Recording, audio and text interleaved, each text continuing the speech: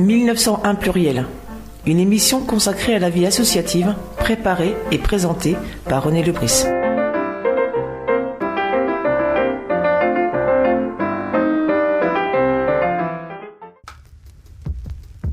Nous sommes toujours avec pas besoin d'être un super-héros pour aider les autres. Devenez écoutant bénévole avec SOS Amitié. Eh bien, deuxième journée avec des représentants de cette association, une équipe. Et là, eh bien, c'est Sophie.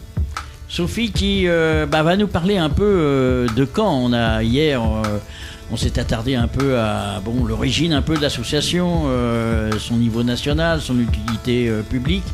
Aujourd'hui, on va peut-être être plus dans le concret, c'est-à-dire là sur le terrain, comment ça s'organise tout ça. Parce que je suppose qu'une association, pour qu'elle ait possibilité d'écouter les autres, il faut un local, il faut des téléphones, il faut tout ça. Oui, tout à fait. Alors tout d'abord, je peux vous rappeler que le poste de Caen a été créé en 1973, qu'aujourd'hui nous sommes une équipe de 25 membres bénévoles, une vingtaine d'écoutants. Il y a donc nécessité d'être plus de 30 écoutants pour assurer l'écoute 24 heures sur 24, c'est-à-dire nuit et jour, ce qui est une particularité d'SOS Amitié. Il faut aussi être assez nombreux pour pouvoir prendre la relève des écoutants en vacances ou en maladie. Qui sommes-nous ?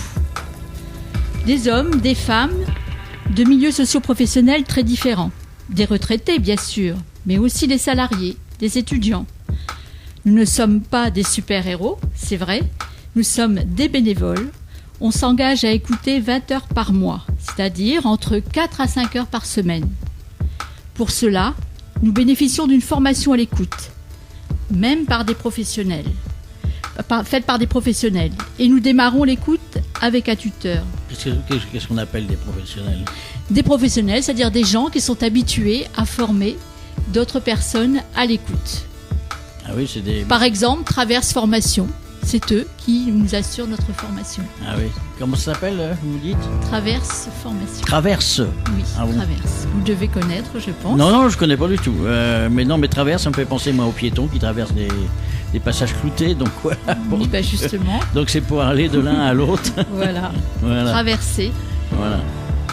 Donc, c'est des professionnels de la formation quand même. Tout à fait. Voilà. Et en fait, le but, il est de...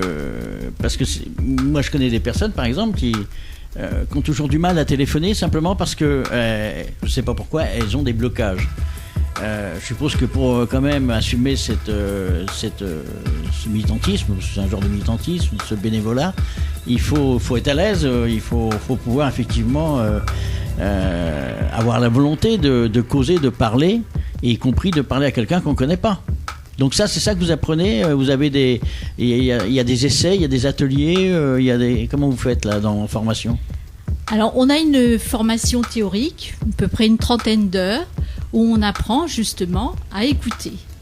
C'est pas forcément inné de savoir écouter, donc on apprend à accueillir chaleureusement la personne qui appelle. On apprend à lui faire exprimer ce qu'elle ressent. Certes, elle va nous expliquer aussi ce qui lui arrive, les faits, mais elle va aussi expliquer ce qu'elle ressent. Et par exemple, est-ce que le formateur, il va vous dire,